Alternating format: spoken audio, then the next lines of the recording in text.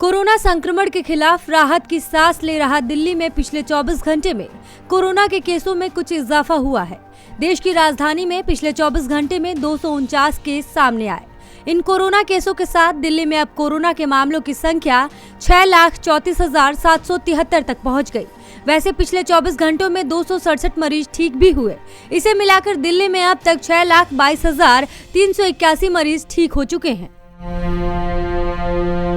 WHO के दल ने शुक्रवार को वुहान के उस अस्पताल का दौरा किया जहां चीन के मुताबिक 1 वर्ष पहले कोविड-19 के पहले मरीज का उपचार किया गया था। WHO का दल कोरोना वायरस की उत्पत्ति के बारे में तथ्यों का पता लगाने के अभियान पर यहां आया है।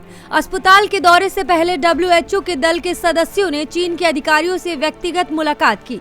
ये दल आगामी दिनों में वुहान में कई स्थानों का दौरा करेगा। भारत में कोरोना वायरस की महामारी का 1 साल 30 जनवरी को पूरा हो रहा है।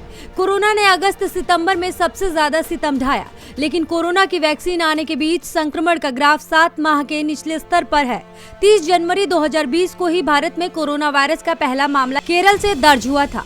फरवरी में वुहान से लौटे कुछ छात्र पॉजिटिव पाए गए, लेकिन संक्रमण दोहरे अंक तक नहीं पहुंचा।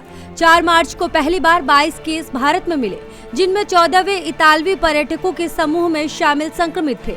12 मार्च को पहली बार देश में कोरोना से पहली मौत दर्ज की गई। भारत में कोरोना वायरस संक्रमण के मामलों में लगातार कमी आ रही है।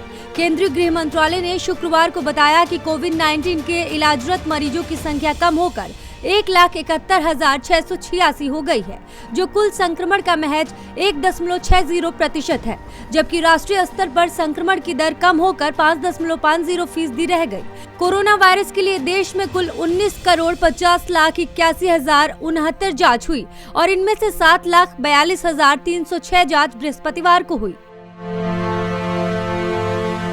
महाराष्ट्र में जानलेवा कोरोना वायरस के मद्देनजर उद्धव सरकार ने लॉकडाउन को 28 फरवरी तक बढ़ा दिया है।